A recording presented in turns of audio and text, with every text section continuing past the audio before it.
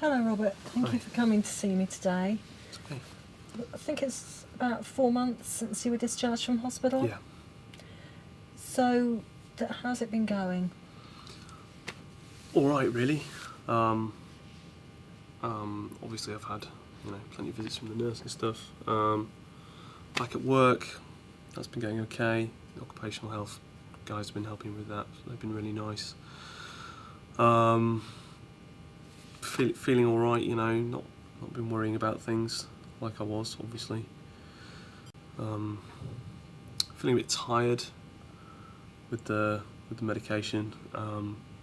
Starting to put on weight again, and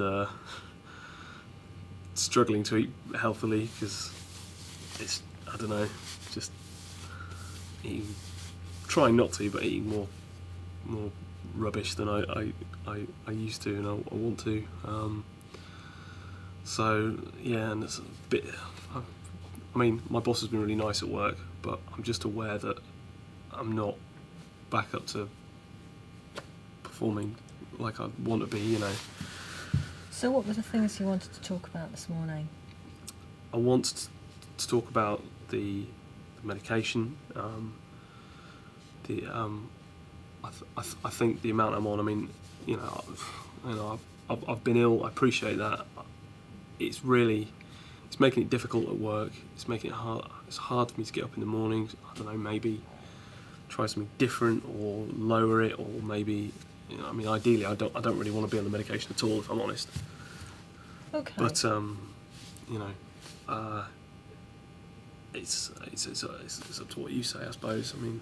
Well, just to sort of remind ourselves as to set the scene a bit.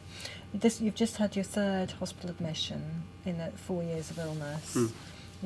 You were detained under the Mental Health Act this time, weren't you?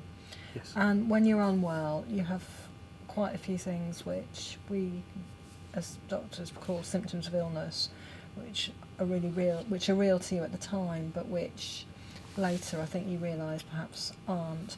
And those are hearing people talking about you, commenting on your actions, a running commentary, interfering with your thoughts, other people know what your thoughts are, special messages from the telly, believing a fear of going out because you believe people will follow you, and persecutory ideas and ideas of conspiracy. Yes, is that a fair summing up of your... I mean, I remember it all happening, feeling like it was going on.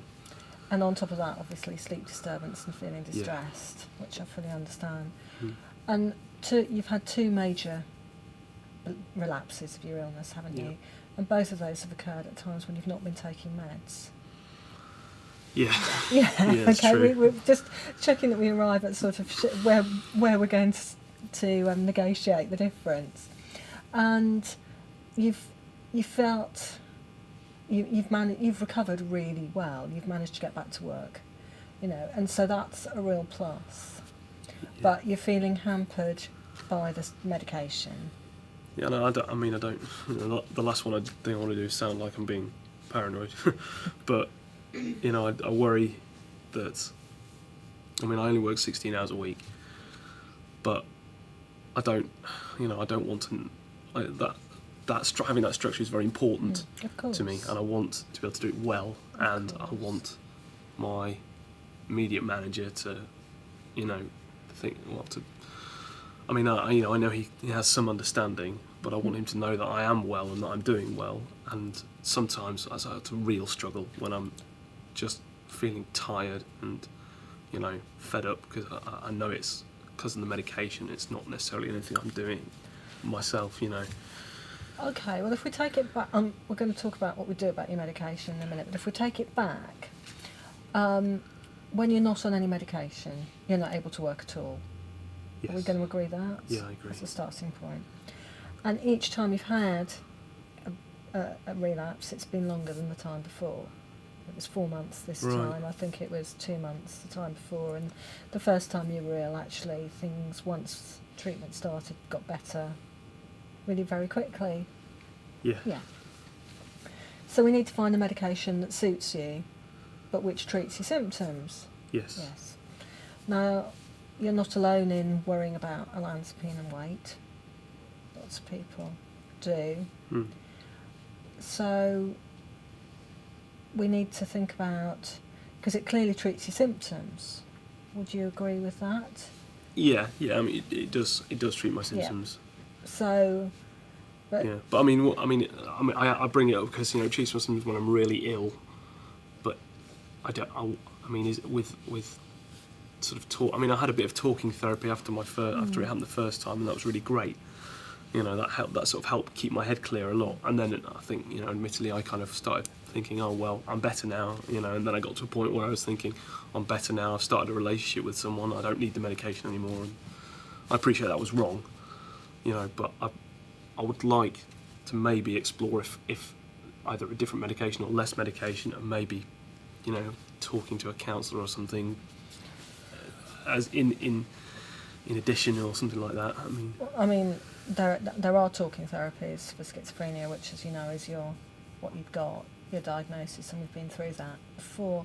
Yeah. But I think on top of any talking therapies, you are going to need some medication. Now, olanzapine is clearly not, your preferred choice. And mainly that's because of the weight gain and the drowsiness and the sort of lack of get up and go. Yeah. Sometimes lack of get up and go can be part of the illness. But the weight gain is one of the things that olanzapine is, unfortunately. It's one of its main side effects. So perhaps we could look at what the other options in terms of medication might be. You'd be happy to take medication? Like I said, ideally I don't want to. But having been in this position before, I do remember. Mm-hmm. I remember feeling like this before and thinking it would be okay, and then it not being. I don't want that to happen again. So, okay. So if we found the sense. right thing, you'd take it, or you'd you'd come and tell us that could we look at doing, altering it or changing the dose. Now, I think we tried you on lower dose olanzapine, didn't we, while you were in hospital? Yeah. And that didn't work. I had sort of days when I was understood what. I understood what you were saying to me and people telling me that I'm ill, but then I'd go back into thinking, no, they don't understand what's actually going on when the dose came down. So, yeah. So if we were to change your medication to something which had less in terms of sleepiness and weight gain, you'd be willing to give it a try? Yeah, absolutely. Yeah.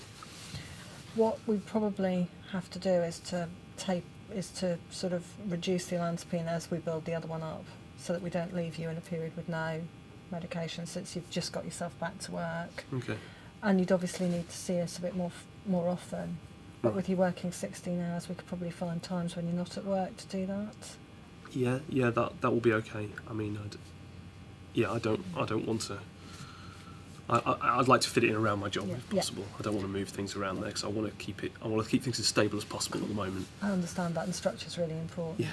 So if I can just summarise what we've kind of agreed, and we've agreed that you've done well following your discharge from hospital and that you're back at work. Mm-hmm.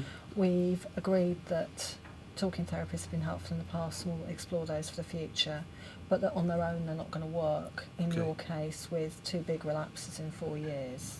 Yeah. Okay. You don't like the olanzapine because of the side effect profile. Yeah. And so we've agreed we'll change it to another medication, and there are a number that are possible, and that we'd sort of build the one up as we took the olanzapine down, and we'd look at the minimum dose of medication that keeps you well. I would like that, yeah. Sound like a plan? That would be very good. Great.